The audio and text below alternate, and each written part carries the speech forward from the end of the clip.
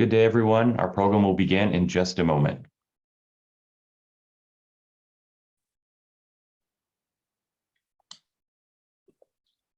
Good day, everyone. Our program will begin in just a moment.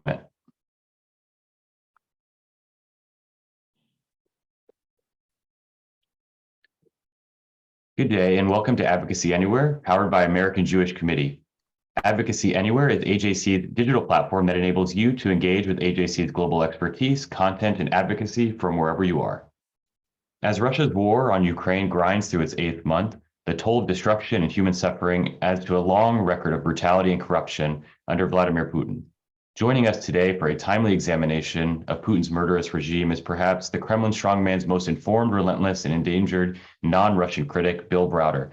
Bill is the founder and CEO of Hermitage Capital Management and the author of the 2015 bestseller Red Notice and the recently published Freezing Order. Moderating today's conversation is Jason Isaacson, AJC's Chief Policy and Political Affairs Officer. After we hear from Jason and Bill, we will take your questions. You may email your question to questions@ajc.org, that's questions plural, or use the Q&A feature in Zoom. Jason, the floor is yours.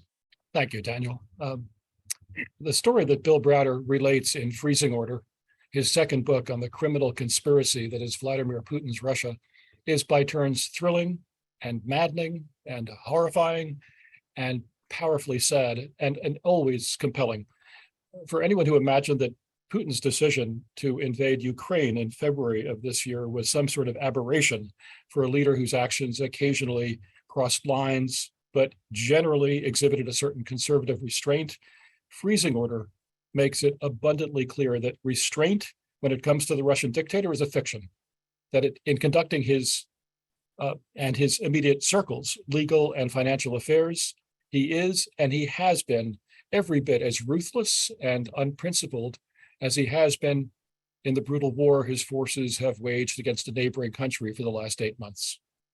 I want to begin our conversation with Bill Browder by asking him first to set the scene for his book, as well as for Red Notice, which came out 7 years ago, and then to take us through the campaign he undertook to hold Russia and other serial human rights violators accountable for their acts, and then to gain his insights on how best to confront the menace posed by Russian attempts to influence and corrupt and intervene in other societies, including our own. I'll pose a few questions to Mr. Browder, and then we'll entertain questions from you, our Advocacy Anywhere participants. But first, Bill, thank you for taking the time to speak with the American Jewish Committee today. Delighted to be here. Thank you. Let me dive right in. Bill, to begin, at the beginning, I'd like to ask you to take us back to your experience as the founder and CEO of Hermitage Capital Management, the largest foreign investor in Russia in the mid to late 1990s and early 2000s, and how the corruption that you encountered was so common and so brazen, and how it set you on a very different path from what you had intended when you arrived in Moscow. So I have an unusual backstory to how I ended up in Russia.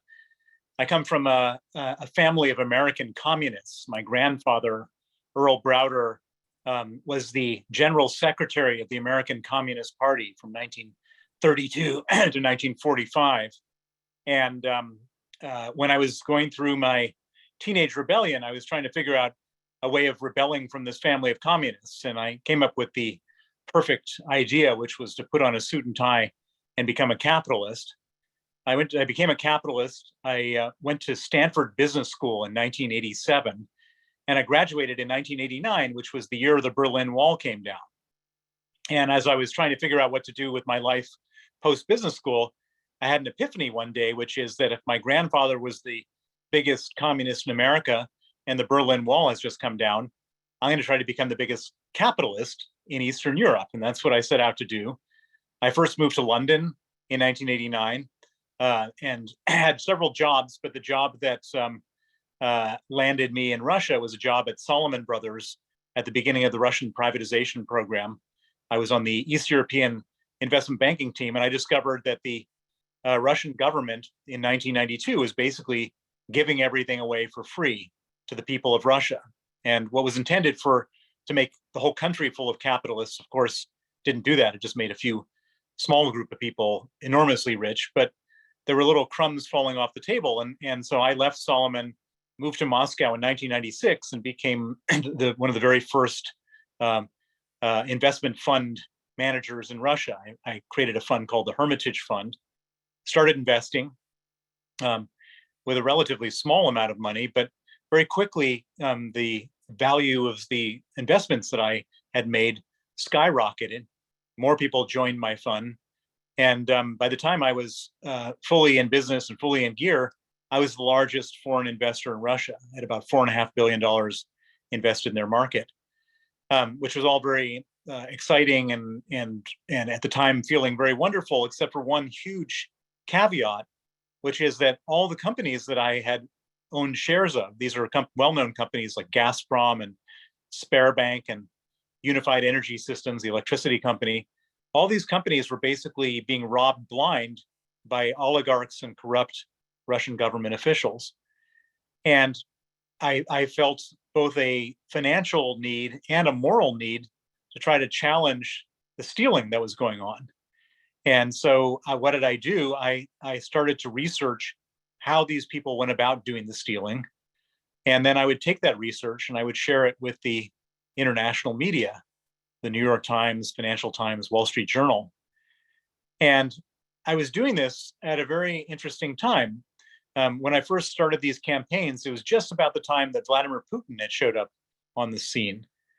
And Vladimir Putin back then wasn't the tyrant, strongman, self-confident bully that he is right now. He was very timid, scared, and particularly worried about the fact that these oligarchs had more power than him. He was the president of Russia, but the oligarchs were actually more powerful than him. And there's this strange expression, your enemy's enemy is your friend. And this was at a time when Putin was trying to do whatever he could to quash the oligarchs. And so every time I would put one of these exposés out there, he would step in and use whatever limited power he had to come down on them. And so it felt like a perfect scenario at the time for me. I was able to do good, which was clean up these companies and stop some of these bad things from happening through the intervention of Putin, who responded to my campaigns, and make a lot of money because every time he would respond to these interventions, the share price would go up. And so it was kind of a wonderful situation. And at the very early days of Putin's regime, I was actually feeling quite sort of positive towards him. The trouble was that he wasn't doing this for the same reasons that I was doing this for. He wasn't trying to clean up Russia. He just was trying to go after his enemies, the oligarchs. And the way he decided to finish this war with the oligarchs was to arrest the richest oligarch in Russia, a man named Mikhail Khodorkovsky, who was the owner of an oil company called Yukos. He arrested him, he put him on trial, and he allowed the television cameras to film the richest man in Russia on trial, sitting in a cage. And if you were one of the other oligarchs in Russia and you turned on your TV and you saw a guy far richer, far smarter, and far more powerful than you sitting in a cage, what was your natural reaction? You didn't want to sit in that cage yourself. And so one by one, the oligarchs went to Putin and said, Vladimir, what do we have to do so we don't sit in the cage? And he said, real simple, 50%. Not 50% for the Russian government or 50% for the presidential administration of Russia, but 50% for Vladimir Putin. And that was the moment he became the richest man in the world. And that was the moment that my life changed dramatically for the worse. Bill, your book, Freezing Order, cites examples of brave, principled Russians who worked with you to uncover and challenge corruption. Notably, of course, one of your lawyers, Sergei Magnitsky, who paid for his actions with his life. How was it that Sergei had the courage to resist, to the very end, the authorities' efforts to break him? So the story of Sergei follows this moment that Putin became the richest man. So after he became the richest man in Russia, all of my naming and shaming campaigns were no longer tolerated. And in 2005, about 18 months after he arrested Khodorkovsky, he expelled me from the country and declared me a threat to national security. 18 months after that, my office in Moscow was raided by the 25 police officers in the Moscow Interior Ministry. Same day, my law firm's office, the law firm that I used, their office was raided, where the police were looking for my corporate documents. They found those documents at the law firm, they seized them, and then those documents were used in a very convoluted and complex fraud in which a bunch of corrupt officials, police officers, and criminals basically stole $230 million of taxes that my firm had paid to the Russian government. I had hired a young lawyer named Sergei Magnitsky to investigate. Sergei discovered the whole crime. He exposed it. He testified against the officials involved. And in retaliation, he was arrested, tortured for 358 days, and murdered in Russian police custody on November 16th, 2009, 13 years ago. Now, the big question that everybody asks is like, well, first of all, why did they kill him? And the reason they killed him was that when he was arrested, they put him in cells with 14 inmates and 8 beds, and left the lights on 24 hours a day to impose sleep deprivation. They put him in cells with no heat in December in Moscow, so he nearly froze to death. They put him in cells with no toilet in the floor, just sewage bubbling up. They move him from cell to cell. And their intention of doing this was to get him, after he started softening him up, they wanted to get him to sign a false confession, say that he had stolen the $230 million, and he did so on my instruction. And normally, people would sign that confession. Normally, you pluck a white collar worker out of a fancy American law firm and you subject him to this kind of horrific treatment, and they're ready to sign anything. And they expected Sergei would be the same, but Sergei was an unusual person. He was a man of incredible integrity. He, for him, the idea of perjuring himself and bearing false witness was just more upsetting than the physical pain they were subjecting him to. He was a guy who just couldn't lie to save his own skin, and as a result, his imprisonment got worse and worse, and the torture got greater and greater. And after about 6 months of this torture, his health started to break down. He ended up losing about 40 pounds. He developed terrible pains in his stomach. He was diagnosed as having gallstones and pancreatitis, needing an operation. They came to him right before the operation again, asked him to sign a false confession. Again, he refused. They then put him in a maximum security prison without any medical facilities called Butyrka. There, his health completely broke down. He was desperate for medical attention. All requests written by him and his lawyers, 20 different requests begging for medical attention, were refused. And that's the night of November 16th, he went into critical condition. Instead of treating him on that night, they put him in an isolation cell. They chained him to a bed, and 8 riot guards with rubber batons beat him to death. And it's just, people, Sergei was I guess, what I call a stubborn idealist. He just didn't think that Russia, he wanted Russia to be what he wished it was, not what it was. And that's what led to his murder. And other people have been murdered involved in this case as well. After Sergei was killed, I went on a campaign to get justice for him, which ultimately led to the passage of something called the Magnitsky Act, which, named after Sergei, which freezes assets and bans visas of human rights violators and kleptocrats in Russia. And one of the people who joined me in this campaign was a very famous Russian opposition politician named Boris Nemtsov. Boris was once an insider in the Russian government in the Yeltsin era, and he just saw this terrible criminality of Putin's era and started to go against it. And one of the things he really found fascinating and sort of compelling was the Magnitsky, because this was something that punished Russian thieves and crooks in the government. And so he showed up in the US Congress, the British Parliament, European Parliament, Canadian Parliament, and various other places, helping me lobby the Magnitsky Act. And on February 15th, I think it's February 15th. This was 2017. So it's 2000. Yes, he was murdered in front of the Kremlin. That's February 2015. Excuse me. His protege, Vladimir Karamurza, who then joined me in my campaign for justice for Sergei and for Boris Nemtsov, was then poisoned twice within an inch of his life in Moscow. He now sits in a prison in Moscow for protesting the war. Our lawyer, the Magnitsky family lawyer, who's helped the Magnitsky family file petitions and appeals and exposés about Sergei's death, was thrown off a 5-story apartment building. I mean, it's just unbelievable. And this is just a few stories. There's the shocking nature of this regime is, people are quite surprised when they turn on the TV and watch all this blood and brutality. But let me tell you, it doesn't surprise me because I've seen it, in a very small microcosm, but one very real and very visible to me, where these guys, these murderers, have been doing it for years and getting away with it.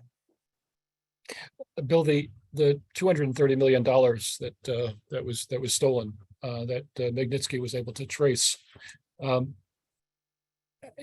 you link that directly to Putin and his circle? To what extent is the enormous wealth that Vladimir Putin has amassed connected to crimes that you've actually seen with your own eyes and seen the records of?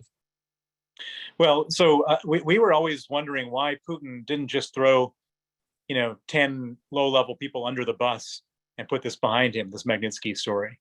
I mean, he might have been able to cover up for the high-level people, but why didn't he just go and throw the low-level people's, put some guys in jail and then tell the West, Bill Browder's gotten justice, Magnitsky's gotten justice, let's leave it alone. And we never really understood that, and why Putin would literally be ready to ruin his relations with the United States, because the Magnitsky Act ruined relations with the United States when it was passed in 2012. And it never really made any sense. Like, why was he protecting these low-level guys? And then we discovered something in 2017, which made it all come clear, which is during the Panama Papers. Remember, the Panama Papers was this big expose about, it was a Panamanian law firm that did all this offshore secret banking work for lots of different people around the world. And I guess some mistress of the head of the law firm, fell out with her lover, I don't know exactly how it worked, took all the files from this Panamanian law firm, from the entire database, the server, and gave them to journalists at Süddeutsche Zeitung, a newspaper there. And he then spread all the files around to different journalists from different countries. And each country had a hero, or an anti-hero, I should say, of a government official that was really, or some nasty person really going off the reservation. And in the case of Russia, the anti-hero was a guy named Sergei Roldugin, who was a very interesting character. Sergei Roldugin, by profession, was a cellist from St. Petersburg. But what the Panama Papers revealed is that this strange cellist was getting these enormous gifts, $50 million here, $500 million there, $87 million from oligarchs and Russian state banks. And, like true, just gifts. And the obvious question was, why would a oligarch give $50 million to a cellist? I mean, it's a really greedy country, Russia, where people kill each other over $5,000. No one gives away $50 million. Well, it turns out that this is not a regular cellist. This is a guy who was Putin's best friend from childhood. He was the godfather of Putin's first daughter. He's the person who introduced Putin to his wife. And for all intents and purposes, this was not Sergei Roldugin getting the money, but Vladimir Putin getting the money. And Vladimir Putin needs people like this because he can't hold money in his own name. He's a very greedy man, but he needs to hold money in the name of others, people he trusts. And so Sergei Roldugin, who has been widely acknowledged to be his custodian, his trustee, his proxy. So when we saw this coming in the Panama Papers, we had been doing a big money laundering investigation connected to Sergei Magnitsky's murder, and we found a lot of money going to a lot of different places. A lot of places we couldn't really identify or understand what they really meant. They were just names of offshore companies. But from the Panama Papers, we were able to get the name of some of Sergei Roldugin's companies. And from those companies, we then compared it with our database. And what, lo and behold, what did we find? That Sergei Roldugin got some of the money from the $230 million crime that Sergei Magnitsky was murdered over. So what does that mean? That means that Vladimir Putin got some of that money. And that explains a lot about why Putin has been so stubborn about why would he cover up for a bunch of low-level thugs? But what was more interesting than that was that as we started pulling on the threads, we discovered that there was one bank, a Danish bank with their Estonian branch in Tallinn, Estonia, that was responsible for laundering 200 of the $230 million. It all went through Danske Bank, Estonia. So we then started pulling on strings and looking at stuff and talking to people. And we ended up connecting to two Danish journalists in Copenhagen who had gotten access to another big database called the Russian laundromat database. And we had identified the company names, the company accounts, the flow of funds for this 200 million. And they said, could you share that with us? Because we might be able to find something bigger than that. And so we did. They compared it with the information they had from the Russian laundromat database.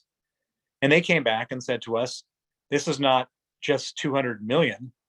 This is 8.3 billion that went through this bank connected to crimes of the Putin regime.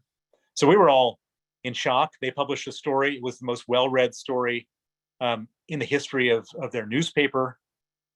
And what was interesting about it is that Denmark is got this unbelievable sort of shiny reputation as being the most honest country in the world. I think it's number 2 on the Transparency International Index. And so, of course, the CEO of the bank couldn't just sit back and deny the allegations and try to stonewall. So, he would not have been accepted in Danish society. So he then organizes a major external investigation into his bank. He hires a law firm, an accounting firm, a data analysis firm, and I guess he's hoping that maybe they'll disprove this allegation from the newspaper. So they go and do their analysis, and they come back, and it's not 8.3 billion, it's 234 billion that was laundered through Danske Bank, Estonia. So the Magnitsky case was about 230 million, and there's 1,000 other cases just like it, crimes committed against the Russian government, against the Russian people. And what makes this even more shocking is that this is just one bank that's come clean. If Raiffeisen Vienna were to lift the hood on their bank, if Deutsche Bank, if UBS and Credit Suisse and Zurich were to lift the hoods on their bank, I think you'd come up with a number closer to $1 trillion of dirty money, proceeds of crime, criminal origin money, money laundering coming out of Russia over the last 22 years. And I can actually draw a straight line from that to the war in Ukraine. Putin, there's a lot of political scientists out there looking at, political events and saying, oh, this war is about NATO enlargement and Putin having a grand vision of Russian imperialism. No, this is a war about $1 trillion being stolen from the Russian people by a very small group of people, about 1,000 people, Vladimir Putin and 1,000 people around him. They've stolen an enormous amount of money. And you can do that for 1 year, 3 years, 5 years, but you can't do that for 22 years. And you can't steal $1 trillion that was meant for hospitals and schools and public services, instead going into private jets and yachts and villas. You just can't do that for that long without something boomeranging back. And Putin is a very scared person. He understands that if at any moment, if he were to lose power, he'd have to give up his wealth, go to jail, and die. And so for him, the $1 trillion and the fear of the Russian people rising up in an unpredictable way at some moment that he couldn't anticipate was enough for him to say, okay, what do I do to make sure my people don't rise up against me? And they pulled out the old dictator's handbook, Machiavelli 101, and found a foreign enemy and started a war. That's what this war in Ukraine is about. You can trace it all the way from the $230 million that led to the murder of Sergei Magnitsky to the bombing of Ukraine right now. And it's really an important understanding, because if that is the case, then there's all sorts of opinions out there about negotiating with Putin, et cetera, but none of that would make any sense. He doesn't want to negotiate. His people ask me, what's the end game of this war here? It's not to win in Ukraine or NATO, stop NATO. The end game is just to be at war so that he can cement his power. And therefore, there's really only two options, two outcomes for this war. Either Russia wins or Ukraine wins.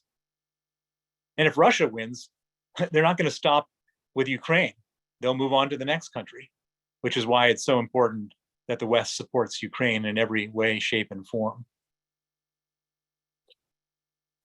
Bill, thank you for that. Chilling. Based on everything you know about doing business in Russia under Vladimir Putin 25 years ago, how do you explain the decision by corporations and governments in the West to enter into contracts with Russian entities, particularly in, but not only in, the energy sector? Has it ever been possible in the post-Soviet era of Russia to do business there without compromising one's principles? No, not at all. And so what I've seen is that there's basically two options. You can either surrender yourself to the criminality of Russia, taking on government partners, illicit government partners, members of the security services as partners for, quote, protection, and you effectively become in violation of the Foreign Corrupt Practices Act in America and the Bribery Act in the UK, et cetera. So you become a criminal in the West. Or you can refuse to get involved in all that kind of stuff, like I did, and you end up effectively becoming a criminal in Russia, which is exactly what I am. I've been sentenced to 18 years in Russian prison.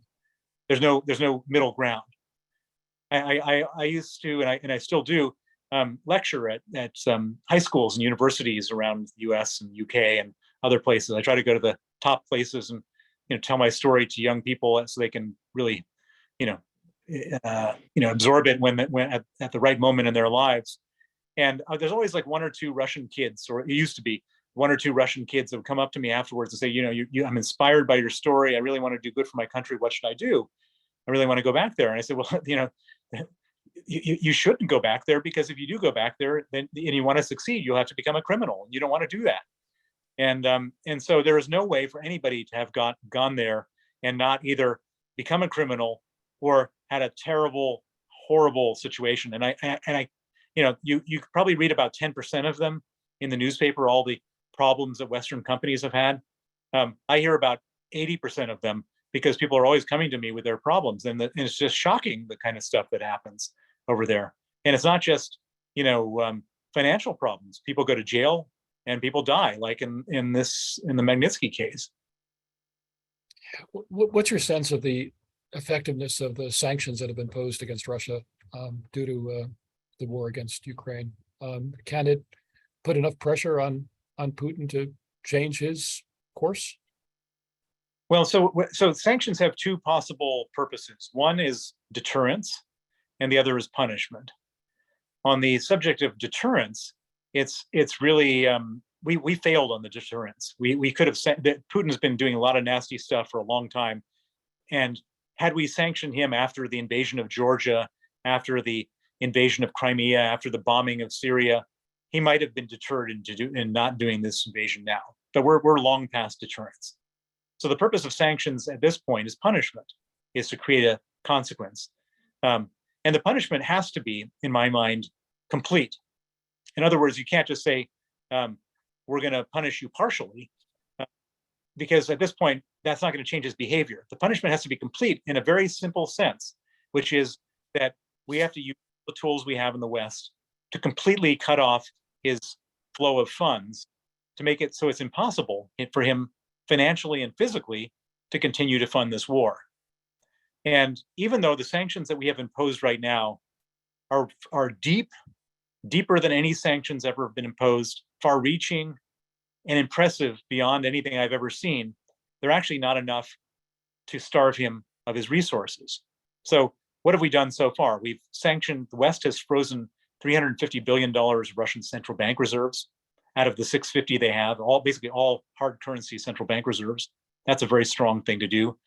The West has sanctioned about 40 oligarchs, big oligarchs, people who are holding Putin's money for him and have, effectively financial agents of his. Another very strong thing to do.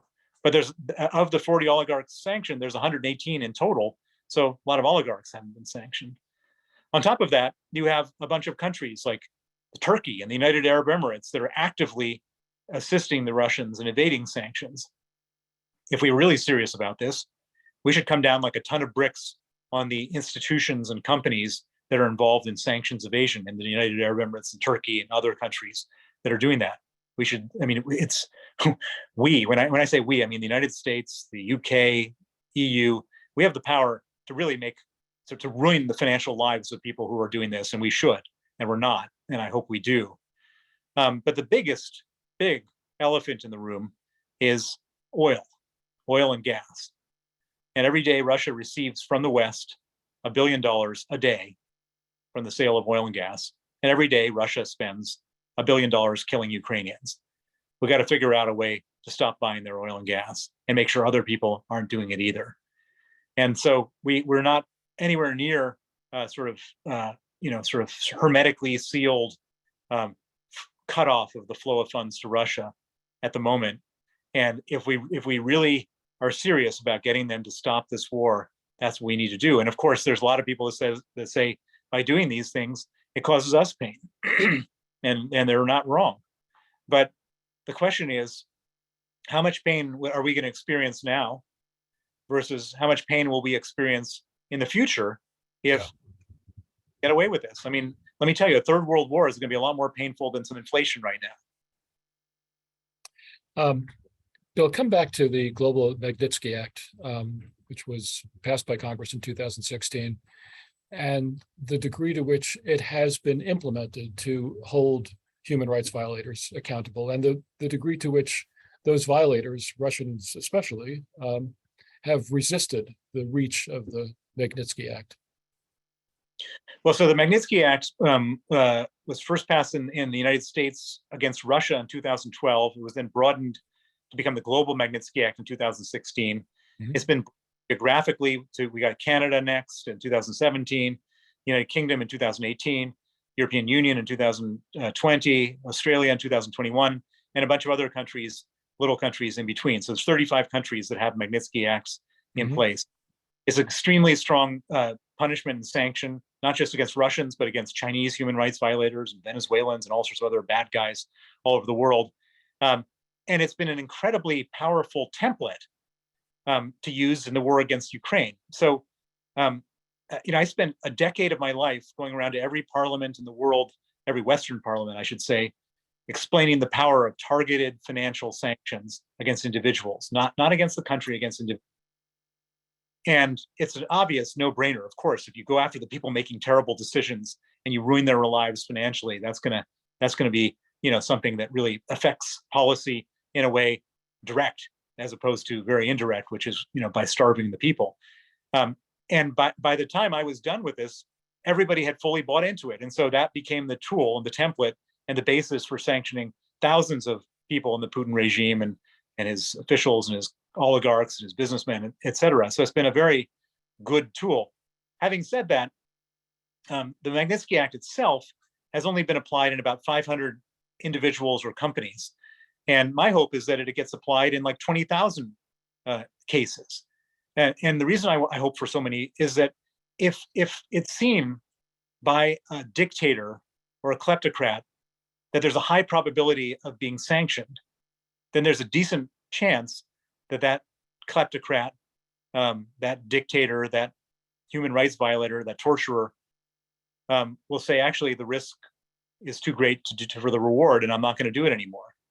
And my hope is that by having a pervasive Magnitsky Act well implemented around the world, it actually makes every place a lot more civilized because everyone's scared of the consequences. It's, I mean, simple criminal justice on a broad international scale.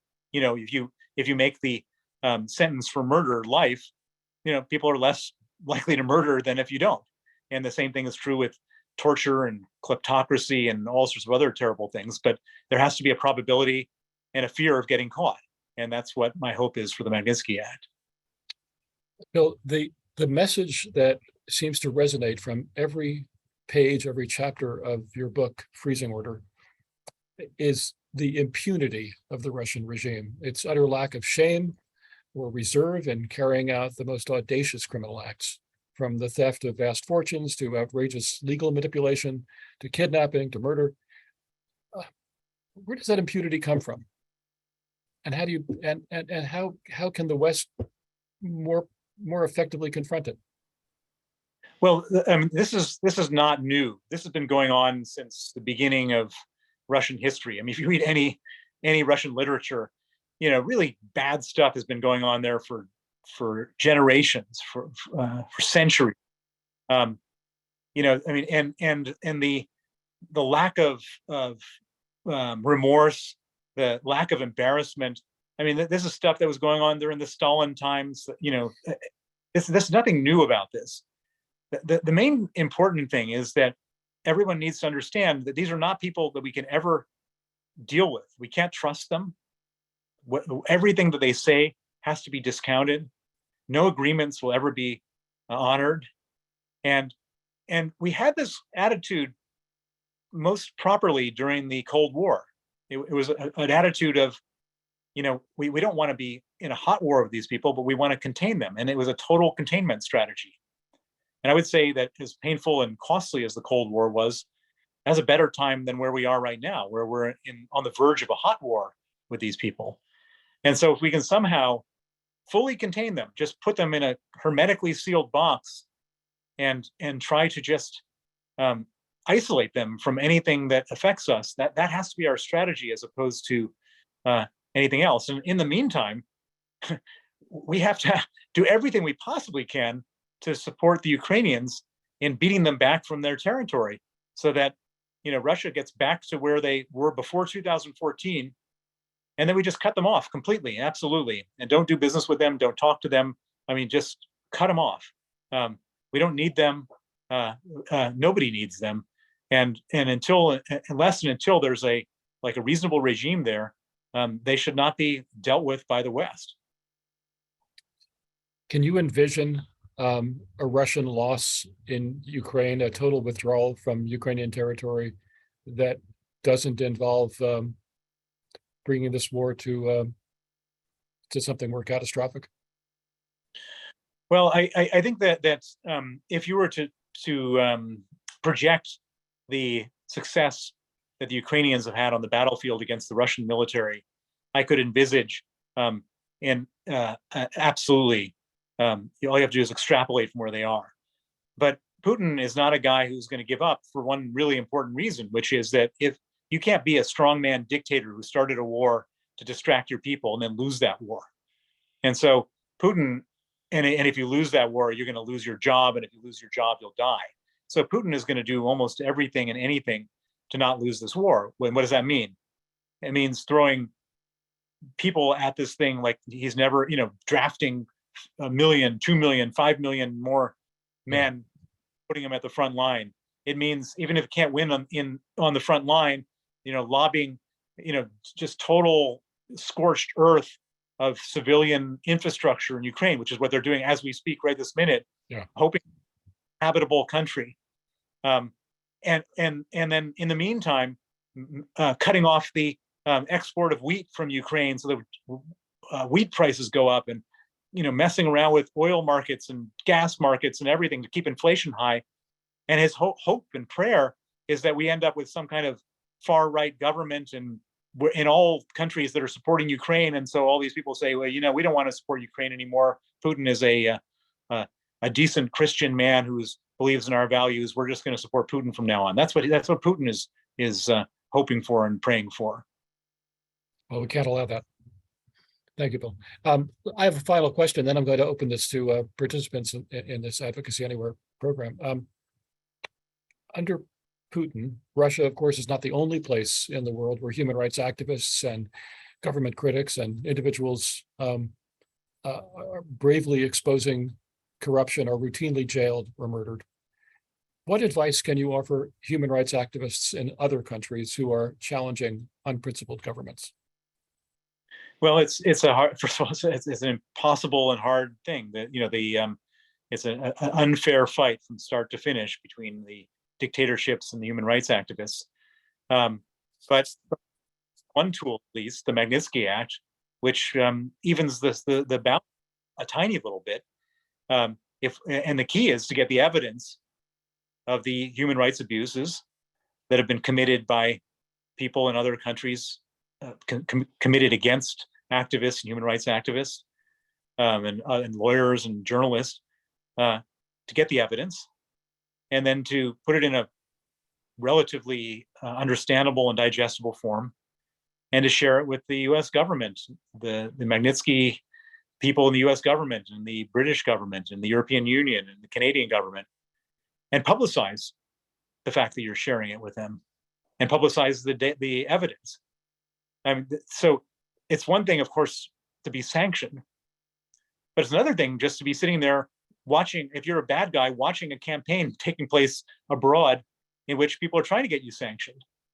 And all of that has some impact on the people doing these atrocities. And the Magnitsky Justice Initiative has incredible power if used. And I encourage everybody who's a victim of a dictatorship to grab onto this tool, to use it, to engage with governments, to engage with NGOs who have experience with this. There's a lot of them out there now, and at least poke these dictators in the eye. Inspiring message, Bill. Thank you. Let me at this point open it up to other questions. Daniel. Thank you, Jason. Thank you, Bill. Our first question from Jonathan Staninger in Chicago is asking about China. What about China, and what influence do they have in this point in what's happening in Ukraine? Well, Putin was hoping that China would be this great sort of a friendship with no boundaries type of place. Remember that, a big announcement? It was right. So Putin goes to China right during the Olympics.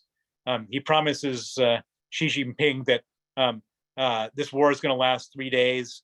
They make an announcement about friendship with no boundaries. And then it turns out that it doesn't last 3 days. This war is going on for 8 months.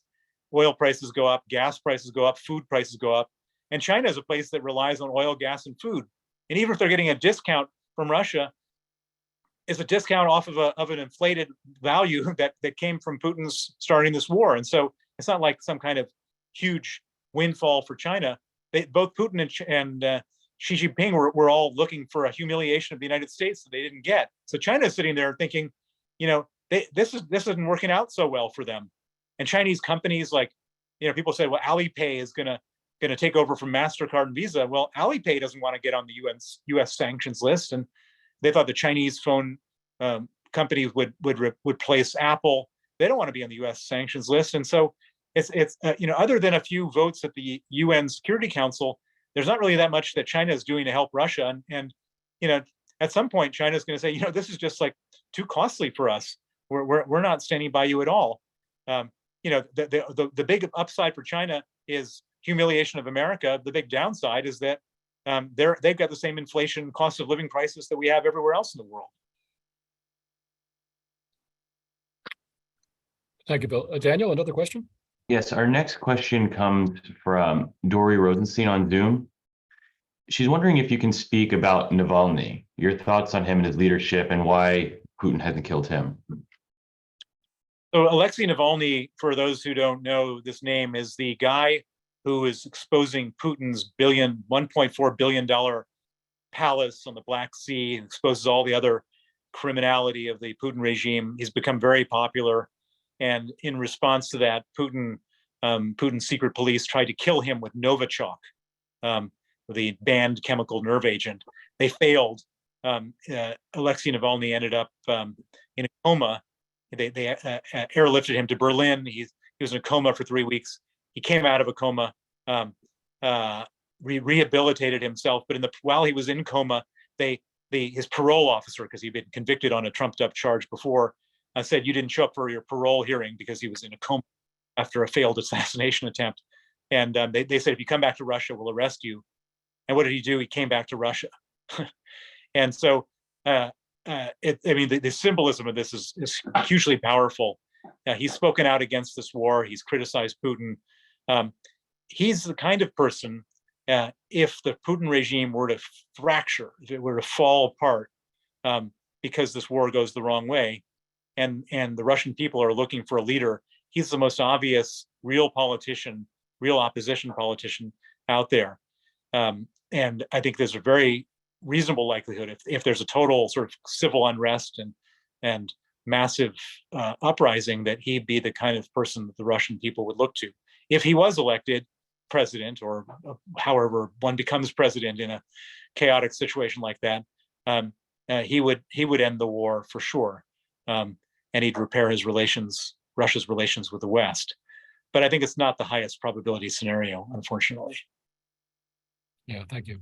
Daniel, other question? Yes, our next question comes from Felice Gare, the director of AJC's Jacob Blaustein Institute for the Advancement of Human Rights, and she asked if you could comment on how Putin has misused Interpol in this process and what can be done to prevent more of that. Yes, thank you for that question. The title of my first book is Red Notice. Red Notice is the name of the Interpol arrest warrant that they issue, that countries can get issued via Interpol to have their fugitives arrested. And in 8 different instances, Russia has used Interpol to try to get me arrested. I was actually arrested in Madrid, Spain, in May of 2018 on a Russian Interpol warrant. It's commonly used by Russia, by Iran, by China, by Saudi Arabia, by all sorts of dictatorships and authoritarian regimes to chase after dissidents and critics.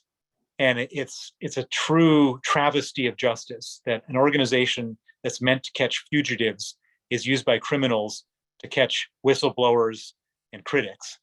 And if Interpol doesn't reform, and it doesn't look like they have any capacity to reform, it's kind of like the United Nations, where Saudi Arabia and Angola are on the Human Rights Council. Interpol is the same thing. If it doesn't reform, it needs to be completely rebuilt from scratch with basic rule of law countries, because you can't have a situation. It completely ruins the legitimacy of the organization if the organization is spending its resources chasing innocent people on behalf of dictators. Yeah, thank you. Daniel? Yes, Wendy Rebel on Zoom is asking, what impact do you think Iran's involvement in the war against Ukraine will have, both on Western resolve and on the war itself? Well, Iran has distinguished itself as a true, in another instance, as a truly evil, malicious player. In the case of Ukraine, Iran is providing these kamikaze drones, which are one of the main tools used to destroy Ukrainian civilian infrastructure. It's obvious it comes from Iran. Everyone knows it. It's been well documented. And I think that Iran may be cozying up to the one country that still treats it respectfully, Russia. But I think that it only hardens the Western resolve on a whole bunch of other issues for them doing this, and clearly showing that where where their head is at. Very good. Daniel? From Herb Horowitz on Zoom, how do you account for Putin's continued popularity with the Russian people? Well, I heard a very interesting statistic recently that everyone is talking about this 85% approval rating, which, by the way, was before the conscription of men. So when I don't know what it is now, but before they started drafting people for the war, it was 83%. But what was most interesting about this statistic is that only 7% of the people that they surveyed responded. So it's 83% of 7%. Now, if you were living in Russia and you get a call from a stranger on the telephone asking you what your position is on the president. The only thing surprising about the 83% is who are the 17% of people, range pollster or secret policemen for that matter, that they didn't support the president. And so I'm not sure it's so. I think that there was a lot of patriotic lather that came right after the invasion, and this has happened every time Putin has invaded a country, and he's done it a number of times before. The people generally rally around their leader, and they do it in the West too. But I don't think it's genuine now. I mean, look, there's somewhere between 500,000 and 1 million men have fled the country. I heard an interesting story the other day from a friend of mine who's a journalist, an American journalist who's been in Moscow, and we were friends back in the day when I was living there. And he was telling me that if you go into a restaurant now, there are no men because they're all afraid of being drafted. There's only women in restaurants, in all the fancy restaurants in Moscow, because the men are afraid of being drafted. I mean, that's just crazy. And what that tells you is that if you're a man between the ages of 18 and 60, you can't possibly be all, blowing the horn about Putin unless you're guaranteed you're not going to be drafted, because you could be sent off to the front to be killed. And that changes everything in terms of popular approval. And you're sent off to the front and being killed in a war that you don't understand, because they don't even call it a war in Russia. It's illegal to call it a war. Daniel? Yes, our next question comes from Scott Markman on Zoom. Do you feel that there are any people in power who want Putin removed, I assume he means in Russia, from office, and can actually do something about it? No. First of all, there's no people in power. Putin holds all the power. There are assistants of Putin in all different areas, but they're not in power. And everybody is so scared of Putin. And so Putin is not good at most stuff. He's not good at running an economy. He's ruined Russia's economy over the last 22 years. He's apparently not good at organizing a military. His military, which we thought was number 2 military in the world, turned out to be not even in the top 10. But what Putin is really good at, and the only thing he's really good at, is staying alive. He's got a presidential guard of 500,000 people, the elite people. They're the ones paid the most, coveted, and everything. And he's got so many. He's such a paranoid man, and he's been paranoid for so long. This is the one thing he's good at, is keeping himself from being killed by his own people. I don't think that that's even a low probability scenario. I think it's a no probability scenario. Did you say 500,000? 500,000. Good Lord. Thank you, Bill. Daniel? Yeah, so I'll ask you 2 final questions, Jason, before I turn it over back to you. Okay. The first comes from Ray Termini in Dallas, who's asking regarding your books. And although Freezing Order can be read independently of your earlier book, Red Notice, should one read Red Notice first in order to get a more complete understanding of Putin and the current Russian government corruption? And then the second question from Stacy Brodsky in Vancouver: how do you think Sergei Magnitsky would feel to see a law bearing his name used to punish Vladimir Putin for an indefensible act of aggression against a peaceful sovereign nation? We'll end with those 2. So yes, you should read Red Notice before Freezing Order, because it's chronological. Freezing Order is a sequel to Red Notice. It was a real challenge when I was writing it, because I wanted to write it so it stood on its own, and I did. But I had to read a bit of the stuff at the very beginning of Red Notice for anyone who didn't read it. But the sort of natural sequence of reading is for Red Notice first, Freezing Order second, and I wrote them both in a highly sort of detective story style, so that you're not going to be bored in any moment in any of these books. Everybody who has read them has told me that they found them, sort of page turner, some people missing their subway stops, and on the question of Sergei Magnitsky. So the thing about Sergei is that he was an incredibly modest, sort of bookwormy guy. He was a family man. He lived in a modest 2-bedroom apartment. He drove a secondhand car. He never was looking to be any kind of hero or public figure. He just was a man of principle, and of course, for his principle, he paid the ultimate terrible, unforgivable price of being killed at the age of 37. I mean, he had like a good 50 years ahead of him of great things and wonderful life, and And so, I mean, that's the big tragedy of the whole thing. But I think I don't know how he would feel other than just heartbroken that he couldn't be with his family and live the next 50 years of his life. In terms of seeing his own name on this law, well, I mean, the way I feel about it is that at least he has a legacy. That it's like a legal monument. I mean, hopefully one day they'll build statues of Sergei Magnitsky in Russia in a post-Putin world. But in the absence of that, there's 35 legal monuments around the world to Sergei Magnitsky, and hopefully that monument and that legacy will, if one day the Magnitsky Act is used properly, will save many lives. And I guess he would be very proud of saving lives if it leads to that, and I hope it does. Bill, thank you, and let me say that with the work that you've done, you've also contributed to this effort to save lives based on the campaign against the corrupt, murderous regime of Vladimir Putin and other dictators around the world. By the way, this book is amazing, and I want to thank you for not only speaking to AJC today, but for this remarkable book, which is definitely a page turner. And if I were taking the subway to work, I would definitely be missing stops while reading your book. I also want to thank you, of course, for your courage, for your determination, for your eloquence, and for speaking to AJC today. I look forward to staying in touch and to reading perhaps your third book. Thanks, Bill. Thanks. Thank you, everyone, and thank you to our global audience for joining us today. As a reminder, both books, Red Notice and Freezing Order, are readily available online and at your local bookstores. To learn more about AJC, please visit us at ajc.org and follow us at AJC Global on Twitter, Facebook, and Instagram.